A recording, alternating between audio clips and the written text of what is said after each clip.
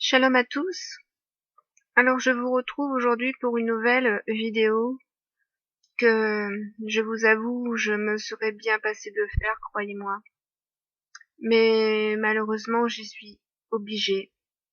Pour l'amour de la vérité, pour l'amour du Seigneur, pour l'amour de tous ceux qui se perdent, parce que j'ai l'espérance du salut pour tous et que je ne veux qu'aucun périsse. Et parce que c'est mon devoir de sentinelle, de témoin, de vous avertir contre l'apostasie, l'hérésie et le mensonge. Vous savez que nous sommes dans les temps de la fin, et que les apôtres et notre Seigneur nous ont annoncé que plusieurs faux docteurs, plusieurs fausses doctrines seront enseignées dans les derniers temps, afin de séduire par le mensonge.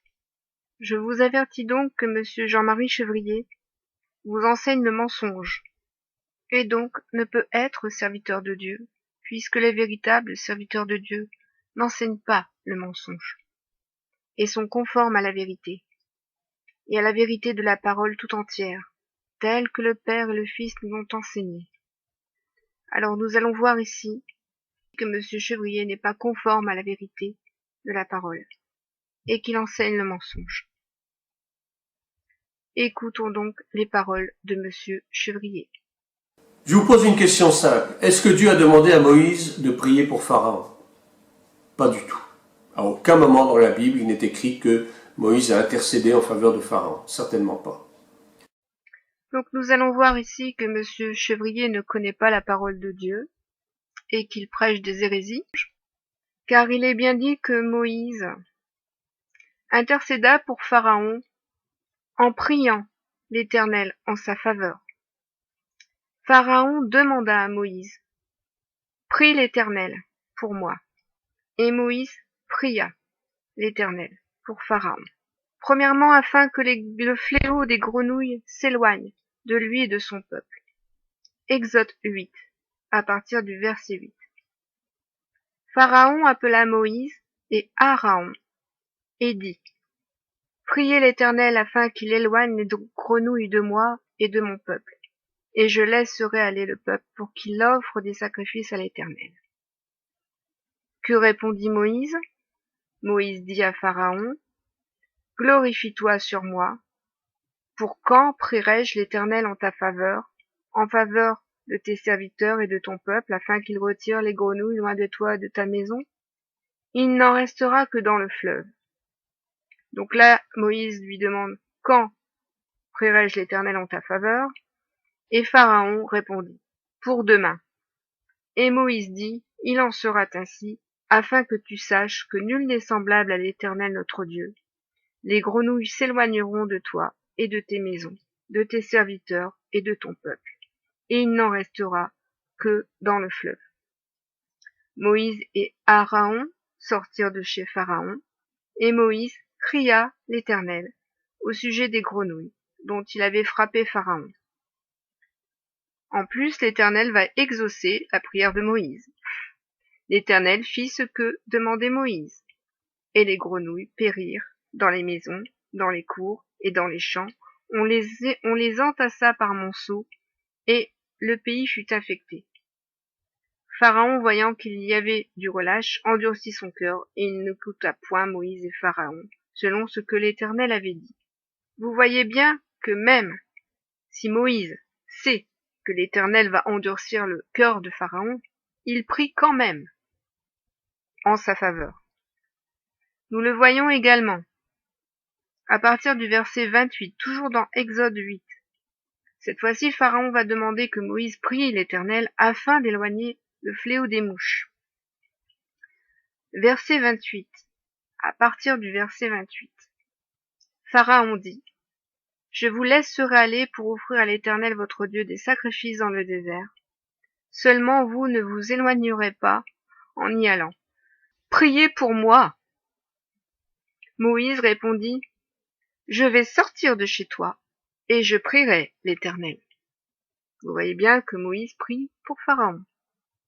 Demain, les mouches s'éloigneront de Pharaon, de ses serviteurs et de son peuple, mais que Pharaon ne trompe plus en refusant de laisser aller le peuple pour offrir des sacrifices à l'Éternel. Moïse sortit de chez Pharaon, et il pria l'Éternel. L'Éternel fit ce que demandait Moïse, et les mouches s'éloignèrent de Pharaon, et de ses serviteurs, et de son peuple, et il n'en resta pas une. Mais Pharaon, cette fois encore, endurcit son cœur, et ne laissa point aller le peuple.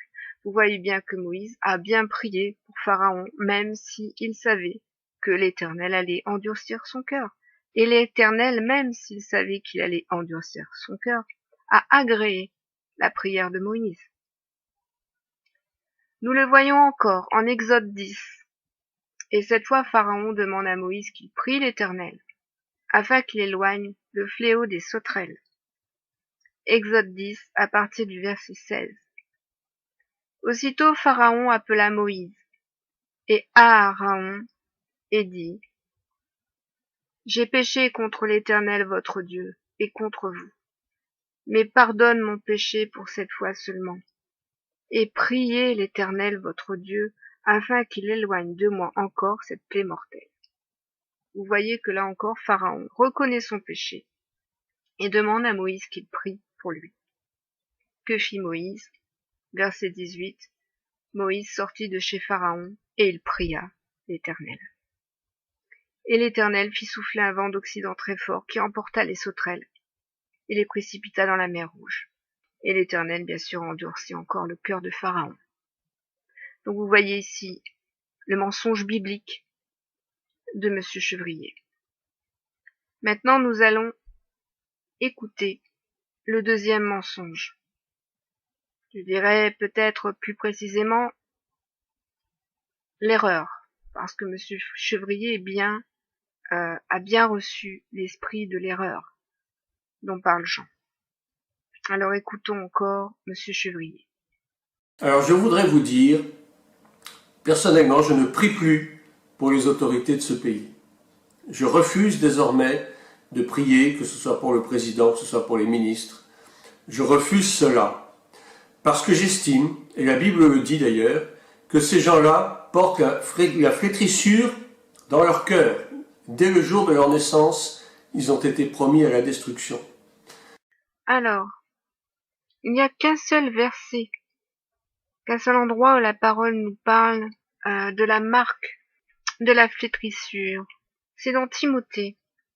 Et nous allons voir ce que nous dit Timothée. Parce que ce que dit Monsieur Jean-Marie Chevrier est faux, est une erreur. Timothée ne parle pas, nous allons le voir,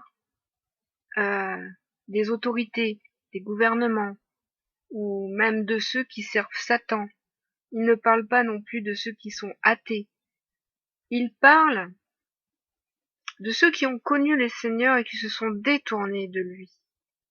De ceux qui servaient le Seigneur et qui se sont détournés de lui.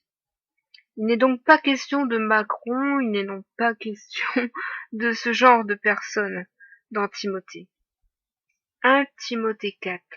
Mais l'Esprit dit expressément que dans les derniers temps, quelques-uns abandonneront la foi pour s'attacher à des esprits séducteurs et des doctrines de démons, par l'hypocrisie de faux docteurs portant la marque de la flétrissure dans leur propre conscience. Vous voyez ici que Timothée nous parle de faux docteurs. Les docteurs, ce sont ceux qui enseignent la loi, qui enseignent la parole. Ce sont des hommes de Dieu dont il est question. Il n'est donc pas question de Macron, qui n'est pas un homme de Dieu.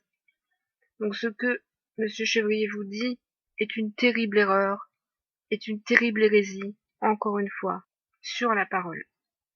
Ces faux docteurs enseignent de fausses doctrines, prescrivant de ne pas se marier, de s'abstenir d'aliments que Dieu a créés pour qu'ils soient pris avec action de grâce pour ceux qui sont fidèles et qui ont connu la vérité.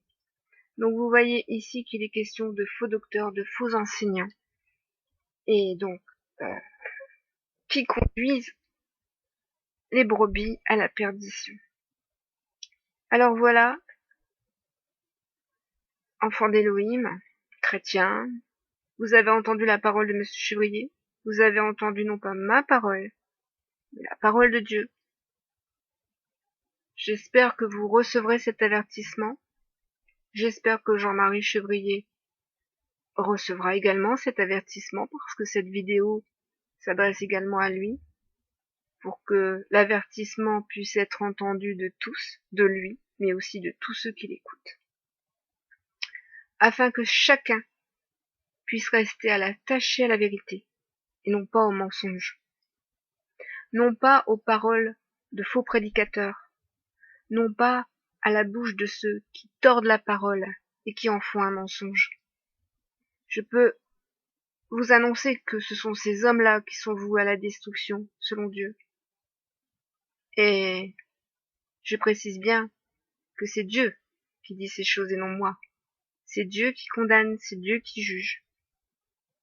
Et croyez-moi, toute parole que vous dites, Dieu les entend.